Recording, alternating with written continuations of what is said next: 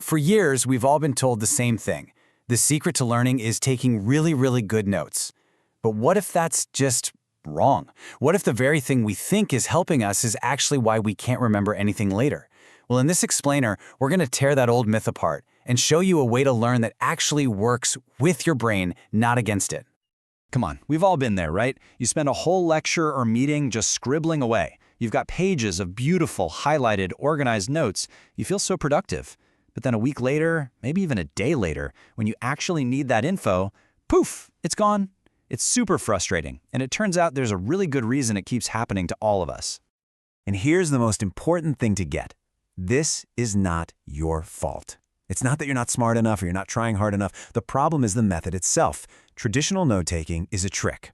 It gives us this wonderful feeling of learning, but none of the actual substance.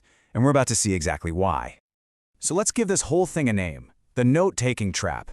We're going to dive into why that habit of just writing everything down is actually sabotaging your ability to build real, lasting memories. Just think about it for a second. When you're frantically trying to copy every single word from a presentation slide, are you really thinking about the ideas, or are you basically acting like a human photocopier? See, that process lets you offload the hard part, the actual thinking. You're outsourcing it to the page, telling your brain, hey, don't worry about it. It's written down. You can check out for a bit. And yeah, there's a sciencey term for this, passive encoding. And it's the perfect description, isn't it? You are technically encoding the information by writing it, but it's totally passive. There's no deep thinking, no effort, no connecting it to things you already know. It's literally like saving a file to a folder on your computer that you're never, ever going to open again. And this leads to the absolute most dangerous part of the trap, the illusion of competence. You know that feeling, right? The night before a big exam, you're rereading all your notes, everything looks so familiar, and your brain goes, oh yeah, I remember this. I got this, no problem. You feel totally confident. And then you get into the test, you read the first question, and complete blank. That's because recognizing something isn't the same as being able to recall it. You mistook familiarity for actual mastery. Okay, so if that's the wrong way, what's the right way? Well, to figure out the solution, we've got to understand just a little bit about how our brains are actually wired to learn and make memories stick. This really breaks it all down. The old way, on the left there, is all about putting information in. You collect it, you write it, you reread it. But all the real science shows us that true learning happens on the right. It's about active recall. It's about pulling information out of your brain, testing yourself. Think of it like this. Learning isn't like making a deposit into your bank account. It's about making a withdrawal. Let's get nerdy for just a second. You know that feeling when a word is right on the tip of your tongue and it's so frustrating? That struggle, that's not a sign you're failing. That's actually the sound of learning happening inside your head. That effort triggers something called synaptic strengthening. You are literally, physically building stronger pathways in your brain to hold onto that memory. And that's the key right there. The effort it takes to retrieve a memory is a massive signal to your brain. It's basically saying, hey, this piece of information was important. I needed it, and it was hard to find. Let's make it way easier to grab next time. Just rereading your notes, it never sends that signal. It's too easy. There's no struggle, so your brain has no reason to care. Okay, so that's the science. Awesome. But how do we actually put this into practice? Let's break down a super simple system you can start using, like, today. The system is easy. Record, recall, reflect. First, during a class or meeting, don't write down everything. Just record little triggers, keywords, big ideas, and most importantly, questions that pop into your head. Then, and this is the magic step, you close your notes and you try to recall. Explain the topic out loud like you're teaching it to somebody else.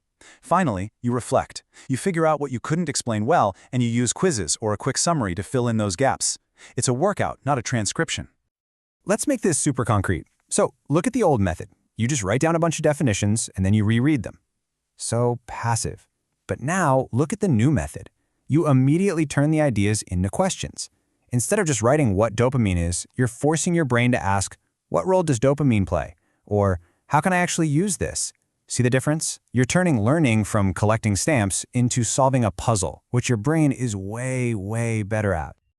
Now, this whole method is already a game changer on its own, but we can put it on steroids. Let's look at how we can use modern AI to be like our own personal tutor and just supercharge this entire process. AI tools are basically designed around this science of active recall. They can take those rough notes you jotted down, your triggers and your questions, and instantly turn them into practice tools. I mean, they'll generate quizzes for you, create flashcards, and even track when you're most likely to forget something so they can ping you to review it. It's pretty amazing. And you can build this into a powerful habit in just 5 minutes a day. Seriously, it's a simple little loop. Just feed your notes into the AI, ask it for a quick quiz, answer it from memory, no peeking, and then get the AI to explain what you got wrong. Boom. You've just replaced an hour of mindless rereading with 5 minutes of intense, focused, and effective practice. So what does all this add up to?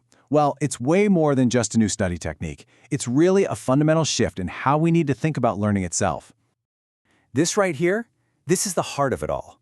Real learning isn't passive. It's not about storing information away like a squirrel hoarding nuts for the winter.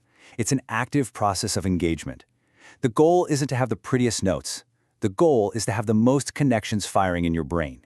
You want to argue with the ideas, question them, and make them your own. At the end of the day, we live in a world where you can look up any fact in about 2 seconds. So the value isn't in what you have stored in a notebook or on your laptop. The real value, the real knowledge, is in what you can pull from your own mind, connect, and apply when you need it most. So the next time you sit down to learn something new, I want you to just pause. Instead of reaching for your pen and asking that old question, what should I write down? Challenge yourself with a new one, a much more powerful one. What question can I ask right now that will force me to remember this tomorrow? That one little shift will change absolutely everything.